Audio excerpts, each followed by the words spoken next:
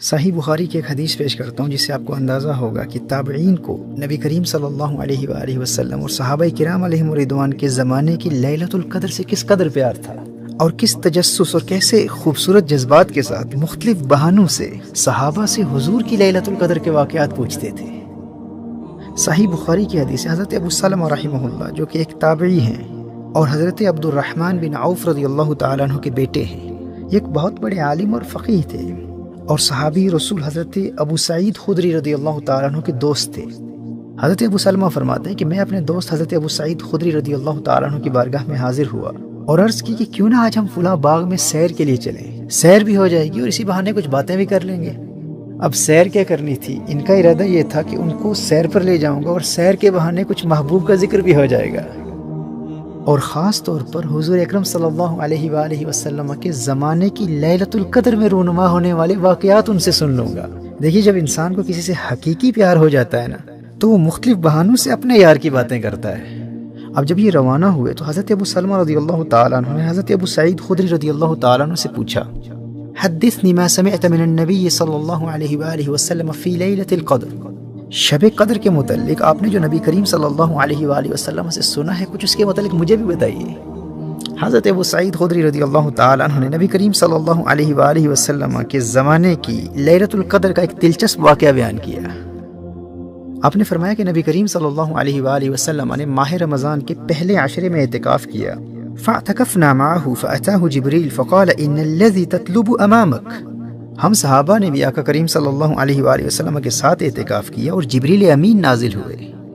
اور بتایا کہ آپ جس کی تلاش میں ہیں وہ آگے ہے، یعنی ابھی جس پہلے عشرے میں آپ لیلۃ القدر کو تلاش کر رہے تھے اس میں لیلۃ القدر نہیں تھی، لیلۃ القدر ابھی اس سے آگے ہے۔ چنانچہ نبی کریم صلی اللہ علیہ وآلہ وسلم نے دوسرے عشرے میں بھی اعتکاف کیا اور ہم صحابہ نے بھی حضور اکرم صلی اللہ علیہ وآلہ وسلم کے ساتھ دوسرے عشرے میں پھر اعتکاف کیا۔ اب ایک مرتبہ پھر جبریل امین آئے اور آ کر بتایا کہ آپ جس کی تلاش میں ہیں وہ آگے ہیں۔ اب یہاں ایک روایت میں یہ الفاظ ملتے ہیں کہ اس وقت صحابہ کرام علیہم رضوان اپنے گھروں کو روانہ ہو چکے تھے کیونکہ 20 دن مسلسل اعتکاف کے گزر چکے تھے، لیکن نبی کریم صلی اللہ تعالی علیہ وآلہ وسلم نے 20 رمضان المبارک کی صبح کو خطبہ دیا اور خطبے میں فرمایا کہ جس نے میرے ساتھ اعتکاف کیا تھا وہ لوٹ کے آ جائے اور پھر اعتکاف کرے، کیونکہ مجھے لیلۃ القدر دکھائی گئی ہے اور بلا دی گئی ہے۔ اب یہاں مختلف روایات ہیں، اس مقام پر ایک روایت میں یہ آتا ہے کہ تم لیلۃ القدر کو آخری عشرہ کی طاق راتوں میں تلاش کرو۔ اب یہاں نبی کریم صلی اللہ علیہ وآلہ وسلم نے اپنے خواب کا ذکر کیا کہ حضور اکرم صلی اللہ علیہ وآلہ وسلم کو کیا دکھایا گیا ہے۔ فرمایا انی رأیت کأنی اسجد فی تین وماء،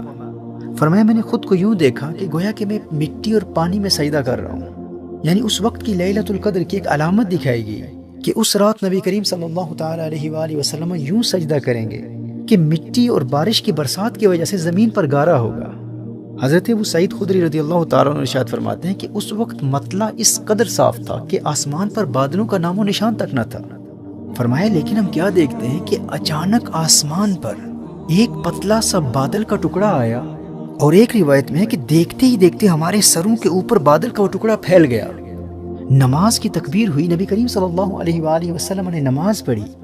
کہا کہ مسجد کی چھت کھجور کی شاخوں سے بنی ہوئی تھی، لیکن اس وقت اس قدر برسات ہوئی کہ مسجد کی چھت سے پانی ٹپکنے لگا۔ فرأیت رسول اللہ صلی اللہ علیہ وآلہ وسلم یسجد فی الماء والطین، جیسے نبی کریم صلی اللہ علیہ وآلہ وسلم نے بیان فرمایا تھا بالکل اسی طرح حضرت ابو سعید خدری رضی اللہ تعالیٰ عنہ ارشاد فرماتے ہیں کہ میں نے نبی کریم صلی اللہ تعالیٰ علیہ وآلہ وسلم کو مٹی اور پانی پر سجدہ کرتے دیکھا، حتی رأیت اثر الطین فی جبہتہ، یہاں تک کہ میں نے نبی کریم صلی اللہ تعالیٰ علیہ وآلہ وسلم کی پیشانی پر خاک طیبہ کا اثر دیکھا۔ طیبہ کی مٹی آقا کی پیشانی کے بوسے لے رہی تھی۔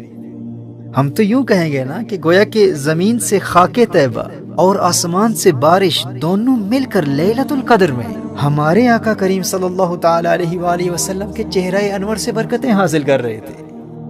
حضرت ابو سعید خدری رضی اللہ تعالیٰ عنہ ارشاد فرماتے ہیں کہ اس واقعے سے اس کی تصدیق ہو گئی جو حضور اکرم صلی اللہ علیہ وسلم کو دکھایا گیا تھا،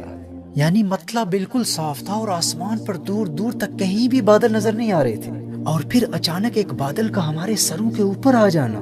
اور مسجد پر بارش کی برسات اور حضور اکرم صلی اللہ علیہ وآلہ وسلم کی نماز اور سجدے کی بالکل وہی کیفیت جو حضور اکرم صلی اللہ علیہ وآلہ وسلم نے ہم سے بیان کی تھی، جب ہم نے اپنے سچے آقا صلی اللہ علیہ وآلہ وسلم کے پہلے سے بیان کردہ اس منظر کو اپنی آنکھوں سے دیکھ لیا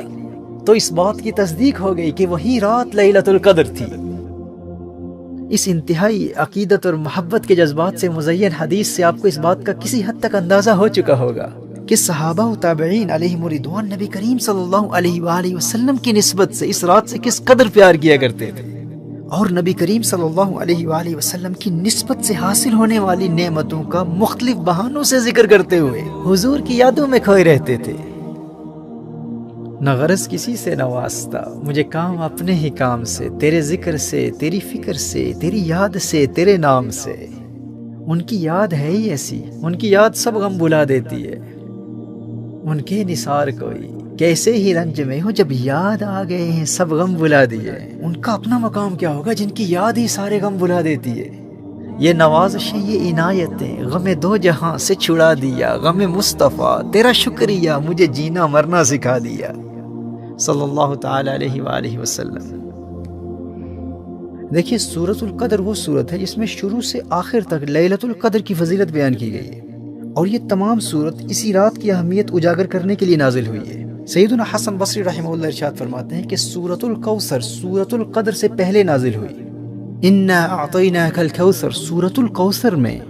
اللہ نے اپنے حبیب کریم صلی اللہ تعالی علیہ وآلہ وسلم کو الکوثر کی صورت میں ایک عظیم تحفہ عطا فرمایا تاکہ حضور خوش ہو جائیں۔ محبوب کی رضا کی خاطر، محبوب کو خوش کرنے کے لیے نبی کریم صلی اللہ علیہ وآلہ وسلم کو ایک بہت بڑا تحفہ الکوثر کی صورت میں عطا فرمایا۔ لیکن وہ کریم آقا اس وقت تک خوش ہوتے ہی نہیں جب تک اپنی امت کو خوش نہ کر لیں۔ حضرت حسن بصری فرماتے ہیں کہ نبی کریم صلی اللہ تعالی علیہ وآلہ وسلم کو اپنی امت کے لیے بھی تحفہ چاہیے تھا۔ قرآن کریم کی صورتوں کے شان نزول کی روشنی میں ارشاد فرمایا کہ ان دو صورتوں کے نزول میں اس قدر قرب اس لیے ہے کہ جب اللہ نے اپنے حبیب کو الکوثر کی صورت میں ایک عظیم الشان تحفہ عنایت فرمایا تو حضور نے امت کے لیے تحفہ طلب کیا، اور اللہ نے اپنے حبیب کی خواہش کی تکمیل کے لیے سورۃ القدر نازل فرما دی۔ گویا کہ اللہ ارشاد فرما رہا ہے، محبوب تجھے خوش کرنے کے لیے تجھے تحفہ دیتا ہوں، انا اعطیناک الکوثر، اور اگر امت کی خوشی کے بغیر تو خوش نہیں ہوتا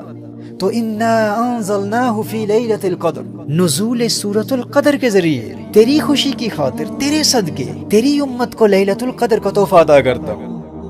تو نبی کریم صلی اللہ علیہ وآلہ وسلم کے سچے عاشق جو پورا سال بے چینی سے اس رات کی راہ دیکھتے ہیں اور ہر سال ماہ رمضان میں اس خاص رات کی تلاش اور اس کے حصول کے انتظار میں بےتاب رہتے ہیں، ایسا کیوں ہوتا ہے؟ کیونکہ یہ حضور کے عاشقوں اور حضور کے غلاموں کے لیے اللہ کی بارگاہ سے حضور کا دلوایا ہوا ایک خاص تحفہ ہے۔ یہ ہے لیلۃ القدر۔ کس قدر محرومی ہے اس شخص کی جو غفلت کی وجہ سے اس قدر والی رات کی قدر نہ کر سکا۔ حضرت ابو بکر الوراق رحمہ اللہ ارشاد فرماتے ہیں کہ اس رات کو قدر والی رات کہا ہی اسی لیے جاتا ہے کہ زمانے میں جس کی کوئی قدر نہ کرتا ہو، اگر وہ عبادت کے ذریعے اس ایک رات کی قدر کر لے تو یہ قدر والی رات اس بے قدرے کو بھی صاحب قدر بنا دیتی ہے۔ تفسیر قرطبی میں امام قرطبی نے امام ابو بکر الوراق کا یہ قول نقل فرمایا جسے میں نے اپنے انداز اور الفاظ میں بیان کیا ہے۔ میرے دوستو، میری بھائی اور میری بہنوں، حضور سے سچی محبت کرنے والا سستی اور غفلت کی وجہ سے حضور کے دلوائے گئے اس تحفے کی کبھی بے ادبی نہیں کر سکتا۔ اسی لیے گزشتہ بیان میں اس رات کو تلاش کرنے کے مختلف طریقوں اور اس رات کی فضیلت اور حکم کے حوالے سے اسلام کے اصولوں اور شریعت مطہرہ کی ترجیحات کی روشنی میں جو 12 نکات میں نے بیان کیے ہیں، اور ابھی تو انگلش میں لیلۃ القدر 12 پوائنٹ ایکشن پلان بھی چھپ چکا ہے، اس کے ہر پوائنٹ پر عمل کرنے کی بھرپور کوشش کرنی ہے۔ اور یہ بھی یاد رکھیے گا کہ لیلۃ القدر کا آغاز عشاء کے وقت نہیں ہوتا، مغرب کے وقت ہوتا ہے، تو کہیں ایسا نہ ہو کہ باقی پوری رات عبادت میں گزار دیں اور افطار کے وقت فیملی کے ساتھ ہنسی مذاق میں لغو گوئی یا فضول باتوں یا کسی کی غیبت کر کے رات کی ابتدا سے ہی اس کی برکتوں سے خود کو محروم کر چکے ہوں۔ اسی طرح دیکھا گیا ہے کہ لوگ رات بھر عبادت کرتے ہیں اور سحری کے وقت سمجھتے ہیں کہ بھئی رات بھر خوب عبادت کر لی، خوب آنسو بہا لی، اب عبادت سے فارغ ہو چکے ہیں، اب سحری کرتے ہوئے، اب کھانا کھاتے ہوئے، اب ہنسی مذاق میں یا گپ شپ میں، فضول باتوں میں، لغو گوئی میں یا کسی کی غیبت بھی کر دی تو کیا فرق پڑتا ہے؟ ہم نے پوری رات عبادت میں گزار دی ہے۔ بھائی میرے نادان بھائی، یہ لیلۃ القدر تیری زندگی میں انقلاب برپا کرنے کے لیے آئی ہے۔ ابھی فجر کا وقت داخل ہی نہیں ہوا اور تو نے ابھی سے ہی گناہوں کا سلسلہ شروع کر دیا ہے۔ بہت احتیاط سے اپنی عبادات کی حفاظت کرتے ہوئے اس رات کی تعظیم و تکریم کا اہتمام کرنا ہے۔ اور یاد رکھنا یہ وہ رات ہے جس کے متعلق سورۃ القدر میں اللہ جل وعلا نے ارشاد فرمایا تنزل الملائکۃ والروح، اس رات میں ملائکہ کا نزول ہوتا ہے، اور اس کثرت سے ملائکہ کا نزول ہوتا ہے کہ ایک حدیث میں اس رات کی علامات میں سے ایک علامت یہ بھی بیان کی گئی ہے کہ اس رات کے گزرنے کے بعد جب سورج طلوع ہوتا ہے تو بغیر شعاعوں کے طلوع ہوتا ہے۔ اس حوالے سے ایک قول یہ بھی ہے کہ نوری فرشتے امت کی مغفرت اور ان کے دینی اور دنیاوی مسائل کے حل کے لیے اس کثرت سے آئے ہوتے ہیں کہ سورج کی شعاعیں ان کے نور میں گم ہو جاتی ہیں، لیکن یہ نظارہ صرف اہل نظر کو نظر آتا ہے۔ پھر فرمایا تنزل الملائکۃ والروح،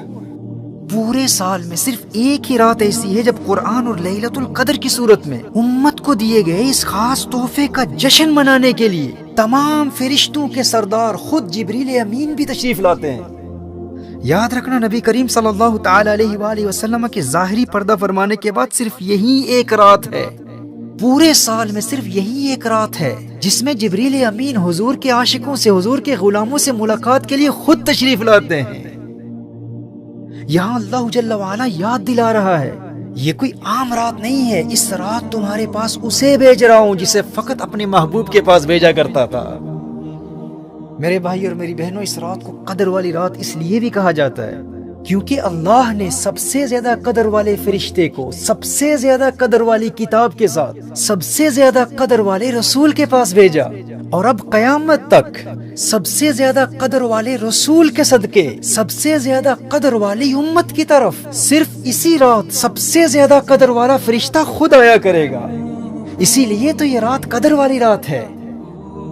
یہ وہ رات ہے جس سے جبریل امین بھی پیار کرتے ہیں اور نبی کریم بھی پیار کرتے ہیں صلی اللہ تعالی علیہ وآلہ وسلم۔ ہمیں اس رات سے اسی لیے تو پیار ہے نا کیونکہ یہ حضور کے دور کی رات ہے، یہ رات مصطفیٰ کے زمانے کی رات ہے، سجدے سے آج سر نہ اٹھانے کی رات ہے۔ گل کر دو سب چراغ کے اندر ہو روشنی، یہ رات تو دلوں کو جلانے کی رات ہے۔ کس قدر محرومی ہے اس شخص کی جو اس رات زندہ تو ہو لیکن اپنے مردہ دل کو زندہ نہ کر سکا۔ یہ رات مصطفیٰ کے زمانے کی رات ہے، سجدے سے آج سر نہ اٹھانے کی رات ہے۔ گل کر دو سب چراغ کے اندر ہو روشنی، اگر باطنی روشنی چاہتے ہو تو ظاہری چراغوں کو بجھانا پڑے گا، اپنی آنکھوں کو بند رکھنا پڑے گا، دنیا کے حسن سے کنارہ کرنا پڑے گا، پھر دل کی آنکھ کھلے گی۔ ہو دید کا جو شوق تو آنکھوں کو بند کر، ہے دیکھنا یہی کہ نہ دیکھا کرے کوئی۔ اور پھر کہتی ہو کہ انہیں دیکھنا چاہتا ہوں لیکن دنیا کے چراغوں کو بجھانے کے لیے بھی تیار نہیں ہوں، چاہتا ہوں کہ دل کی آنکھ کھل جائے لیکن میں یہ ظاہری آنکھیں بند تو نہیں کر سکتا، میں موویز بھی دیکھوں گا، بدنگاہی بھی کروں گا، لیکن انہیں بھی دیکھنا چاہتا ہوں۔ کوئی قربانی دینے کے لیے تیار نہیں ہو سکتا لیکن انہیں دیکھنا چاہتا ہوں۔ دنیا کے ہر کام کے لیے قربانی دینے کے لیے تو تیار ہے لیکن ان کی رضا، ان کی خوشی کے لیے کچھ قربان نہیں کر سکتا۔ تو نے عشق کو کھیل سمجھ رکھا ہے۔ کل تک جو قوم کھیلتی تھی شمشیروں کے ساتھ آج فلمیں دیکھتی ہے ہمشیروں کے ساتھ۔ تو شمشیروں کے ساتھ کھیلنے والا تھا، آج اپنی بہنوں کے ساتھ موویاں دیکھنے والا بن گیا اور پھر ان سے محبت کا دعویٰ بھی ہے۔ یہ وہ رات ہے جو تیرے باطن میں ایسا انقلاب برپا کر دے گی کہ تو دنیا کی ہر خواہش قربان کرنے کے لیے تیار ہو جائے گا، بس خلوص نیت سے اس قدر والی رات کی قدر کر لے۔ گل کر دو سب چراغ کے اندر ہو روشنی، یہ رات تو دلوں کو جلانے کی رات ہے۔ آئے ہیں آج ہم کو فرشتے خریدنے،